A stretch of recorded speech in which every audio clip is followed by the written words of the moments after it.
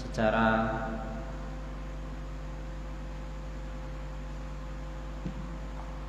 gamblang biiznillah dalam subbab ini. Abu Hurairah radhiyallahu anhu pernah menceritakan, adalah Nabi sallallahu alaihi wasallam pernah berkata kepada kami, bersabda, pada hari di mana hari yang keesokannya adalah hari menyembelih atau hari Idul Adha, berarti tanggal 9, karena Idul Adha tanggal 10 Zulhijjah. Ketika itu beliau berada di daerah Mina. Beliau mengatakan, kata Abu Hurairah, kami ketika itu singgah di suatu tempat yang bernama Khaif atau daerah lembah atau semisalnya, milik Bani Kinanah, di mana Nabi sallallahu alaihi wasallam mengatakan taqasamu 'alal kufur, dahulu orang kafir mereka bersepakat atas kekufuran di tempat ini. Maksudnya di tempat tersebut. Tempat apakah itu atau peristiwa apakah itu? Diterangkan dalam hadis yang lain bahwa Nabi sallallahu alaihi wasallam menyebutkan tentang taqasamu 'alal kufur, mereka bersepakat atas kekufuran seperti ini. Orang-orang Quraisy ketika mereka mendapati bahwa Islam telah sampai ke hati Hamzah dan juga Umar ibn Khattab radhiyallahu anhu, dan mereka melihat bagaimana Islam ini mulai menyebar di kabilah-kabilah Arab ketika itu, maka mereka semuanya mulai gundah dan galau. Terlebih ketika mereka mendapati Bani Muttalib dan Bani Hashim, keluarga besar Nabi sallallahu alaihi wasallam, itu sepertinya tetap bersikukuh untuk membela Nabi apapun resikonya. Apapun resikonya, baik yang muslim maupun yang kafir. Yang muslim membela karena imannya, adapun yang kafir mereka membela Nabi Muhammad SAW karena kekeluargaan. Oh, ini satu darah sama kita bela. Akhirnya orang-orang Quraisy mereka pun bersepakat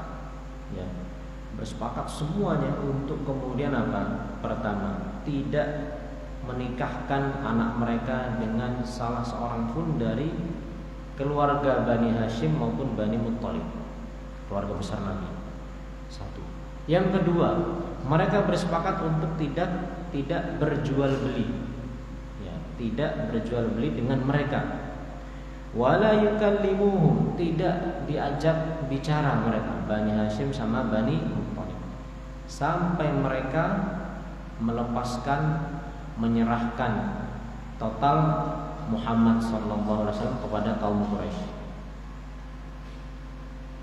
Dan mereka membuat kesepakatan itu ditulis dan digantungkan di Ka'bah. Akhirnya terjadilah apa yang terjadi. Jadi ketika itu kaum Quraisy terbelah menjadi dua bagian besar. Bagian yang pertama atau faksi yang pertama adalah Bani Hashim, Bani Muttalib, yang di dalamnya ada muslim, ada kafir, termasuk Nabi Muhammad SAW, terkena boikot. Dan faksi yang kedua adalah mereka yang menentang atau mereka yang berusaha untuk menghalangi dakwah Nabi SAW. Dan semua mereka bersikukuh dengan pendiriannya. Nah, di dalam keluarga Bani Hashim ini dan Bani Muttalib semuanya ikut untuk membela Nabi, kecuali satu orang saja, Abu Lahab. Dia memisahkan diri dari keluarga besarnya karena saking bencinya dengan Nabi Muhammad SAW, dengan agamanya. Nah, mulailah pemboikotan itu pada bulan Muharram. Sekarang kita masuk pada bulan Muharram. Maaf, kita sekarang Safar, jadi sudah lewat, sudah lewat. Jadi bulan Muharram pada tahun ke-7 kenabian. Hari berganti hari, pekan berganti pekan, bulan berganti bulan, tahun demi tahun berganti. Maka orang-orang musyrik mereka tetap bersikukuh dengan pendiriannya, sampai akhirnya diceritakan bahwa oleh Imam Ibnul Qayyim, mereka Bani Hashim dan Bani Muttalib mereka tertahan dan terpenjara dalam tanda kutip. Mereka sempit hidupnya dalam keadaan yang sangat memprihatinkan, di mana mereka tidak mendapatkan makanan, tidak bisa mereka membeli makanan. Mereka tidak bisa bertransaksi, tidak bisa minta tolong. Kenapa? Tidak diajak ngomong. Satu keluarga besar atau dua keluarga besar. Dan itu berlangsung selama 3 tahun. 3 tahun kejadian seperti itu. Ya. Sampai akhirnya keadaan ini sampai pada puncak yang memprihatinkan dan terdengar teriakan tangisan anak-anak bergantian silih berganti dari keluarga besar Bani Hashim dan Bani Muttalib. Seperti itu. Nah, hal ini mendorong rasa kemanusiaan sebagian dari orang-orang Quraisy yang mereka memandang ini sudah keterlaluan, ya, sudah keterlaluan. Di antara mereka adalah orang-orang yang punya hubungan kekerabatan dengan apa? Dengan yang sekarang ini sedang diboikot total. Maka mereka pun berusaha untuk membatalkan perjanjian ini. Di antara mereka ada yang namanya Hisham bin Amr ibn al-Harith, ada Al-Mut'im bin Adi, ada Zuhair bin Umayyah, dan Abdul Bakhtari bin Hisham, Zam'ah bin Al-Aswad. Mereka ini tokoh-tokoh juga. Mereka ini berusaha untuk menego kaum mereka juga, ini kita nggak benar kayak gitu, ya. Kita ini sudah keterlaluan. Akhirnya, ya, disebutkan bahwa Allah Subhanahu wa taala berkehendak untuk menjadikan perjanjian itu batal. Bagaimana caranya? Ya, disebutkan dalam kitab-kitab sirah bahwa Allah memerintahkan hewan rayap untuk memakan perjanjian yang digantungkan di Ka'bah, dimakan semuanya oleh rayap kecuali nama Allah yang ada di situ, nama Allah, maka tidak dimakan oleh rayap. Kemudian hal tersebut, ya, diberitahukan kepada Nabi Shallallahu Alaihi Wasallam. Kemudian Nabi memberitahukan kepada pamannya pun memberitahukan kepada orang Quraisy, kalian udah nggak benar tuh, Allah telah berkehendak supaya perjanjian ini dibatalkan. Apa? Lihat itu yang digantung. Di situ Allah telah mengirimkan rayap untuk menghapuskan perjanjian ini, ya, kecuali nama Allah yang tidak dimakan. Maka mereka pun mendapati benar seperti apa yang disebutkan, ya, sudah dimakan. Akhirnya selesailah pemboikotan total selama 3 tahun. 3 tahun itu, Pak, kalau misalnya sekolah itu baru masuk sampai SMP atau SMA, baru masuk sampai lulus, ya, itu diboikot. Jadi luar biasa, ya, bagaimana kekejaman dan juga perbuatan orang-orang musyrik tersebut kepada sesama mereka, bahkan sesama orang musyrik. Nah, apa yang bisa kita ambil dari peristiwa ini? Yang pertama, dari peristiwa ini kita bisa mengambil faedah bagaimana permusuhan orang-orang Quraisy terhadap Nabi Muhammad SAW dan juga para sahabatnya, serta bagaimana sikap zalim dari mereka. Bahkan mereka tidak hanya melancarkan gangguan, tidak, tetapi mereka menyakiti siapapun yang membela Nabi Sallallahu Alaihi Wasallam. Sudah tidak melihat lagi apa? Ya, sisi-sisi kemanusiaan, sisi agama, ya, sisi kekerabatan atau silaturahmi, sudah tidak. Kenapa? Karena mereka membela Muhammad, maka kita boikot semuanya. Pemboikotan ini mencakup anak kecil, ya, yang besar atau yang tua, laki-laki dan wanita, bahkan ya orang yang sudah jompo, bahkan bayi, sama, ya, mereka terkena boikot semuanya. Dan ini, ya, menjadikan mereka ini benar-benar telah melampaui batas dalam perbuatan zalim. Dan Islam adalah agama yang penuh dengan kasih sayang serta rahmat, bahkan terhadap orang-orang yang menyelisihinya. sini.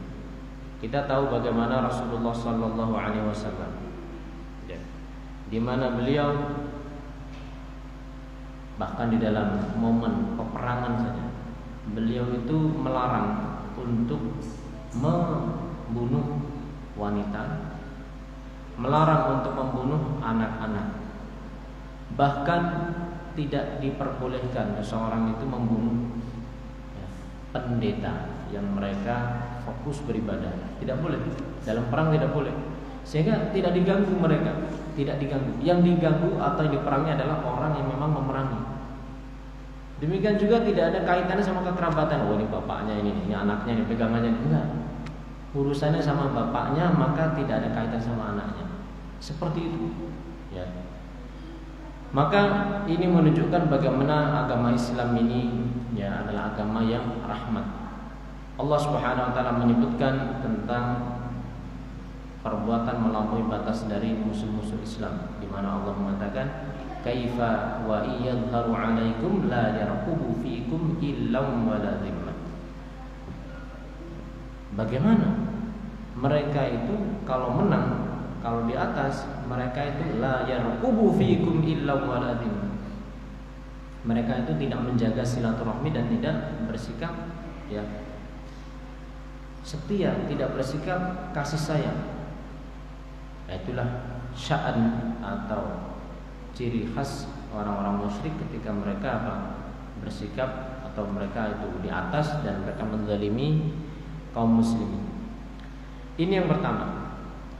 Jadi kita bisa melihat bagaimana permusuhan orang-orang Quraisy itu begitu mendarah daging kepada Nabi Muhammad SAW. Yang kedua, dalam peristiwa pemboikotan total ini, ya, kita bisa melihat bagaimana penderitaan yang dihadapi oleh Rasulullah SAW dan para sahabatnya, berupa gangguan, berupa penyempitan, pemboikotan dalam rangka menjalankan agama Allah Subhanahu wa taala. Maka ya, kita bisa melihat sisi tauladan Nabi sallallahu alaihi wasallam tidak hanya dalam hal yang sifatnya as-sarra, longgar. Bahkan beliau mencontohkan kepada kita keadaan atau bagaimana bersikap dalam keadaan yang susah, ad-dharra. Maka beruswah hasanahlah baik dalam keadaan senang maupun susah, ya. Senang maupun susah. Kita ini meneladani Nabi dalam keadaan ketika senang, longgar maupun dalam keadaan susah. Jangan ketika senang saja. Adapun ketika susah, ketika sempit, kemudian kita tidak meneladani beliau sallallahu alaihi wasallam. Padahal sudah pasti memang kita ini hidup ini pasti ada senang, ada susah. Ya, ada senang, ada susah. Dalam dua keadaan ini Nabi sallallahu alaihi wasallam adalah suri tauladan kita. Allah mengatakan laqad kana lakum fi rasulillahi uswah hasanah. Pada diri Rasulullah benar-benar ada uswah hasanah. Yang ketiga, kita bisa mengambil faedah dari peristiwa ini bahwa ternyata sebagian dari orang-orang Quraisy itu mereka ada yang masih memiliki namanya peri kemanusiaan, ya, di mana mereka tidak menyetujui dan tidak meridhoi protes terhadap perbuatan zalim yang mereka lakukan. Ya. Maka dengan sebab hal tersebut akhirnya Allah Subhanahu wa taala pun menunjukkan tanda kebesaran dengan apa? Dengan berhentinya perjanjian tersebut, ya. Dan ini menunjukkan bagaimana sabarnya Nabi sallallahu alaihi wasallam. Bagaimana sabarnya Nabi dan juga para sahabatnya dalam menghadapi hal tersebut. Nah, ini menunjukkan apa? Menang. Nabi menang dan para sahabatnya menang. Menang apa? Menang mental 3 tahun, ya, kuat-kuatan. Nabi sallallahu alaihi wasallam dan juga para sahabatnya tidak mundur. Orang-orang Bani Hashim dan juga Bani Muttalib tidak mundur, sementara mereka akhirnya apa? Mereka akhirnya pun ya, tidak meneruskan perjanjian tersebut ya, dengan alasan kemanusiaan dan Allah tunjukkan kebesaran tadi. Berarti menang. Yang keempat,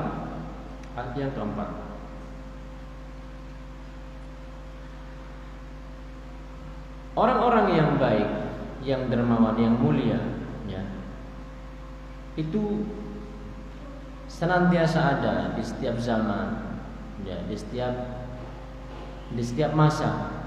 Dan orang-orang seperti itu yumkinul istifadatu minhum fi nusrati hadzal din. Seseorang itu bisa beristifadah, mengambil faidah atau manfaat dalam menegakkan agama ini. Dan ini menunjukkan benarnya sabda Nabi sallallahu alaihi wasallam. Nabi pernah mengatakan, "Innallaha la yu'ayyidu hadzal din birrajulil fajir." Sesungguhnya Allah benar-benar akan menolong, menguatkan agama ini dengan seorang yang fajir, seorang yang pendosa, seorang kafir, seorang yang durhaka kepada Allah Subhanahu wa taala. Bagaimana bisa? Ya, Allah Maha berkehendak dan Maha mampu untuk menunjukkan hal tersebut. Ya, bagaimana tadi kita lihat sebagian orang-orang Quraisy mereka membela sebagian Bani Hashim dan Bani Muttalib, mereka membela Nabi sallallahu alaihi wasallam. Membela Nabi. Ya. Demikian juga sebagian dari orang-orang Quraisy itu pun mereka masih memiliki hati nurani. Yang ini semuanya bermanfaat dalam dakwah Islamiyah. Sehingga benarlah sabda Nabi ketika beliau mengatakan Allah benar-benar akan menolong agama ini dengan sebab orang-orang yang durhaka. Ya. Dan kejadian seperti ini bukan sekali dua kali. Ya, kita bisa lihat bagaimana dalam perjalanan perjuangan Nabi SAW pernah suatu kali ada seseorang itu ikut berperang bersama Nabi SAW. Dia berperang ya dengan gagah berani. Tibalah ketika ya, dan para sahabat mereka menyaksikan ini orang ya berani sekali. Ketika dia berada ya, terkena luka dan akhirnya dia ditawari untuk masuk Islam, enggak mau. Jadi dia berperang dalam keadaan belum seorang muslim. Ketika dia merasakan sakit semakin parah, maka yang dia lakukan adalah apa? Dia mengambil sebilah pisau kemudian bunuh diri. Dia mengakhiri hidupnya. Nah, padahal dia tadi membela apa? Membela Nabi Muhammad SAW berperang. Tetapi ya benarlah sabda Nabi SAW ketika beliau mengatakan sesungguhnya Allah benar-benar akan menolong agama ini dengan seorang birrajulil fajir, dengan seorang yang durhaka atau pendosa. Dan bisa jadi seperti itu. Apa pelajaran buat kita? Pelajarannya adalah jangan kita itu mau kalah. Kalau ada orang yang dia ya bersemangat atau dia bahkan berani atau dia bahkan membela agama ini, tetapi bukan atas dasar iman, mungkin atas dasar kekeluargaan, mungkin atas dasar ekonomi, mungkin atas dasar yang lainnya, maka tidakkah kita ini tergerak untuk membela agama kita ya, karena kita lebih berhak untuk membela agama kita ketimbang dia. Khamisan, yang kelima, dari peristiwa pemboikotan kita bisa melihat bagaimana permusuhan antara kaum Quraisy kepada Rasul sallallahu alaihi wasallam ini juga mencakup permusuhan yang sifatnya al-iqtisadiyah, permusuhan ekonomi ya. Orang-orang Quraisy ketika mereka ingin memerangi Nabi sallallahu alaihi wasallam tidak hanya mereka perangi dengan umpamanya dengan fisik, disiksa atau disakiti, tidak, tetapi mereka juga menggunakan yang namanya harban iktisadiyatan, perang ekonomi. Maka ini merupakan sunnah atau sesuatu hal yang sudah lama. Bagaimana ketika ya, ekonomi itu kemudian dijadikan sebagai ajang untuk menekan apa? Ya menekan lawan. Ya, kita bisa saksikan sekarang, dan itu memang seperti itu. Nabi Shallallahu Alaihi Wasallam dan para sahabatnya ditekan dari siapa? Ekonomi, tidak diajak jual beli atau diboikot, ya, kebutuhannya di stop. Maka ini menunjukkan bahwa ya perang ekonomi itu ada, dan itu terkadang lebih kuat pengaruhnya ketimbang perang fisik, ya, perang fisik. Nah, ini juga memberikan kepada kita, ya, atau mengajak kepada kita untuk mari kita itu berusaha untuk tidak menguatkan ekonomi orang-orang yang mereka memusuhi kaum muslimin. Ya. Kenapa? Ya karena mereka kuat atau menguatkan ekonomi mereka untuk apa? Untuk menekan, untuk menyakiti, untuk menghambat dakwah kaum muslimin. Sehingga sebisa mungkin seorang muslim dia memiliki pertimbangan-pertimbangan lain ketika dia hendak bertransaksi, ya. Jadi misalnya seorang tahu umpamanya produk tertentu ini memang sudah mendeklarasikan dia umpama mendukung dakwah untuk memerangi kaum muslimin di umpamanya Palestina ataupun dimanapun. Maka kalau bukan karena darurat, yang ngapain kita beli? Kenapa? Itu namanya kita memperkaya orang-orang kafir tersebut untuk mereka menekan menyakiti kaum muslimin, ya. Atau misalnya mereka sudah mendeklarasikan kami mendukung LGBT misalnya. Ini jelas ya memusuhi nyata fitrah manusia dan juga agama, semua agama. Bahkan ya agama di luar Islam pun. Maka ini tidak ada alasan untuk seseorang itu kemudian dia masih nyaman untuk menggunakan hal tersebut. Baik, jadi marilah ketika seseorang itu dia belum mampu untuk melakukan perang fisik, maka setidaknya dia berusaha untuk menggunakan sisi ekonomi. Ya, kita mungkin bisa lihat bagaimana peran ekonomi itu luar biasa dalam sejarah, umpamanya sejarah yang baru-baru, yang sekarang-sekarang. Bagaimana dahulu Arab Saudi di masa Raja Faisal itu pernah menstop, mengembargo minyak ke Israel. Ya, kelimpungan itu. Kenapa? Ya karena mereka menzalimi kaum muslim Palestina. Sampai seperti itu. Kelimpungan, benar kelimpungan. Karena apa? Ya itu ekonomi dibutuhkan. Ya kita bisa lihat ya, bagaimana umpama perang-perang yang terjadi sekarang di belahan dunia yang lain itu melibatkan ekonomi, tidak? Melibatkan ekonomi. Ya, dan terkadang pengaruh ekonomi itu begitu apa? Begitu kuat. Lebih kuat ketimbang namanya pengaruh politik atau pengaruh perang fisik itu sendiri. Kenapa? Ya ini menyangkut hajat hidup, ya, ekonomi. Baik, selesailah pembahasan yang kedua seputar pemboikotan total kepada Bani Hashim dan juga Bani Muttalib.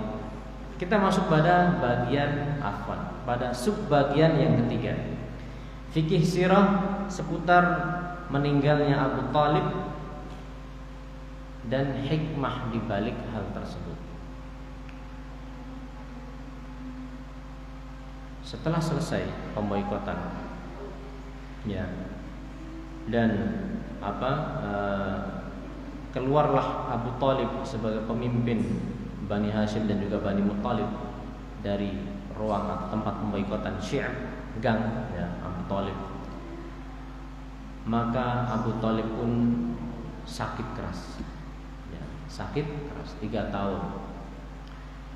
Abu Talib itu sudah tua renta, ya. Bukankah Nabi Shallallahu Alaihi Wasallam ketika beliau itu berumur, kita mundur sedikit, ya, Nabi Shallallahu Alaihi Wasallam itu ketika beliau berumur 8 tahun ditinggal kakeknya, Siapa yang ngurusin?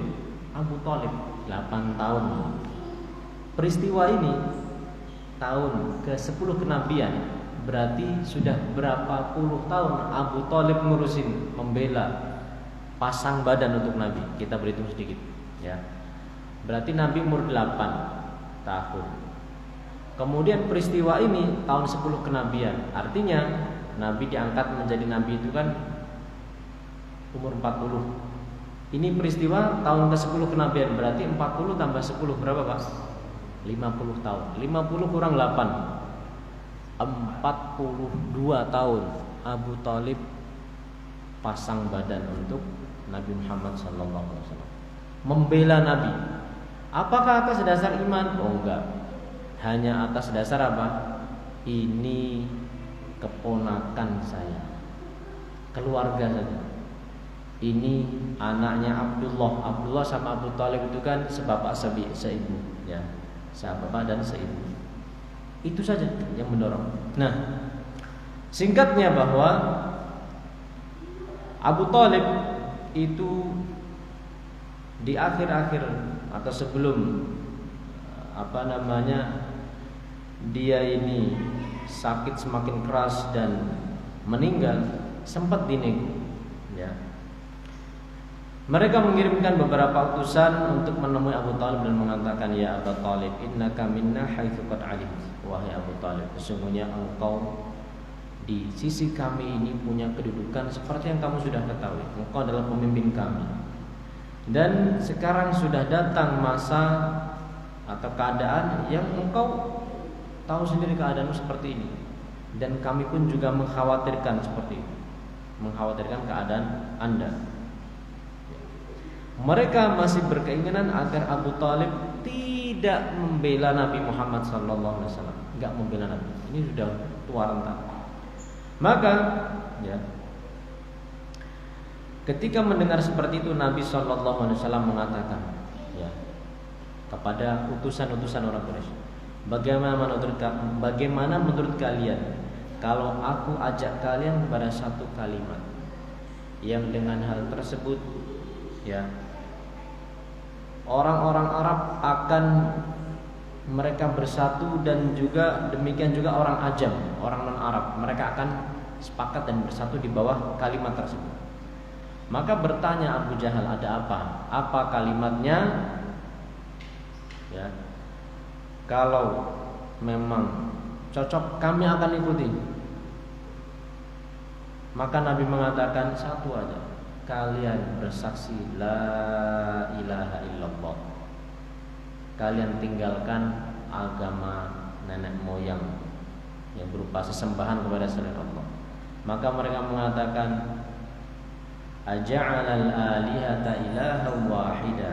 Masih saja dia ini hendak menjadikan Tuhan-Tuhan sesembahan cuma satu aja, Muhammad. Ya. Maka turunlah firman Allah di dalam surat Shad wal Qur'ani dzikr balil ladzina kafaru fi 'izzatin wa shiqaq. Shad, demi Al-Qur'an yang berisi peringatan. Benar-benar orang kafir itu mereka dalam kesombongan dan permusuhan. Sampai firman Allah, ma sami'na bihadza fil millatil akhirati in hadza illa ikhtilaf. Mereka mengatakan, kami tidak pernah dengar ajaran ini di ajaran moyang kami, ini benar-benar hal yang dibuat-buat. Dalam riwayat yang diterangkan bagaimana akhir hidup seorang Abu Thalib. Ya. Mari kita sedikit bawa angan-angan dan juga bayangan kita kepada peristiwa tersebut, karena ini adalah di antara peristiwa yang sangat-sangat penting dalam sirah Nabi Muhammad SAW untuk pelajaran hidup kita. Nabi pernah mengatakan kepada pamannya, wahai paman, la ilaha illallah asyhadu laka biha yaumal qiyamah. Wahai paman, ucapkan la ilaha illallah, aku akan menjadi saksi bagimu hari kiamat. Ya. Dan meriwayat yang disebutkan, aku akan membelamu hari kiamat di hadapan Allah Subhanahu wa taala kalau engkau mengucapkan la ilaha illallah. Tetapi Abu Talib mengatakan, laula an tu'ayyirani Quraisyun yaqulun innama hamalahu ala dhalikal jaz' la aqrartu biha ainak. Abu Talib mengatakan, kalau bukan karena aku ini khawatir celaan, komen negatif orang-orang Quraisy, kaumku, yang mereka akan mengatakan, Abu Talib ini ya mengucapkan itu gara-gara sedih, gara-gara ngambek ya, atau gara-gara hal yang lain. Niscaya, kata Abu Talib, aku akan ucapkan itu apa? La ilaha illallah. Maka turunlah firman Allah Subhanahu wa taala kepada Nabi Muhammad sallallahu alaihi wasallam, innaka la tahdi man ahbabt walakinallaha yahdi man yasha. Wahai Nabi, engkau tidak bisa memberikan hidayah kepada orang yang engkau cintai, orang yang engkau inginkan untuk dapat hidayah, enggak bisa.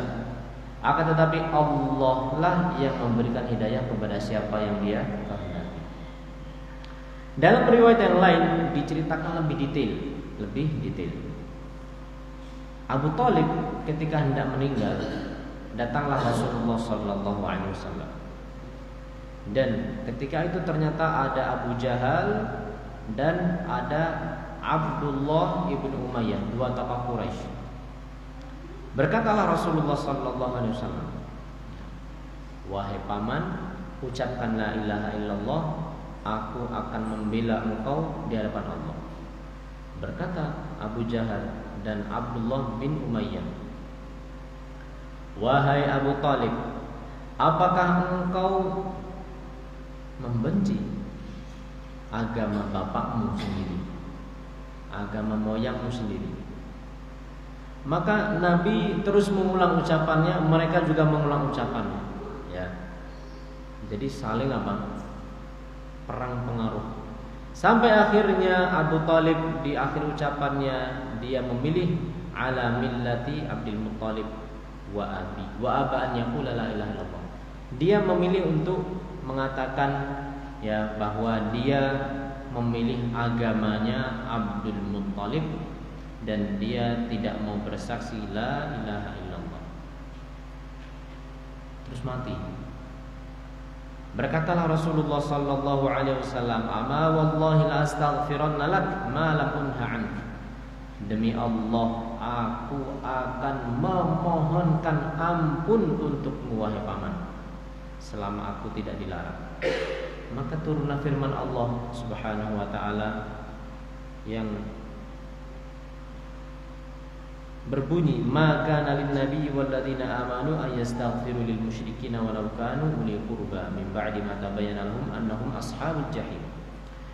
Tidak pantas bagi nabi dan orang yang beriman mereka memohonkan ampun kepada orang musyrik, meskipun si musyrik ini adalah kerabat terdekat mereka.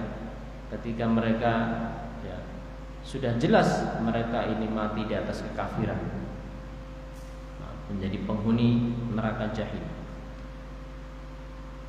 Rasulullah sallallahu alaihi wasallam Allah turunkan ayat tadi, innaka la tahdi man ahbabta walakinallaha yahdi may yasha. Sungguhnya engkau tidak bisa memberikan hidayah kepada orang yang engkau cintai, tetapi Allah lah yang memberikan hidayah kepada siapa yang Dia kehendaki. Suatu ketika Nabi sallallahu alaihi wasallam pernah ditanya, wahai Rasulullah, Abu Talib mati kafir,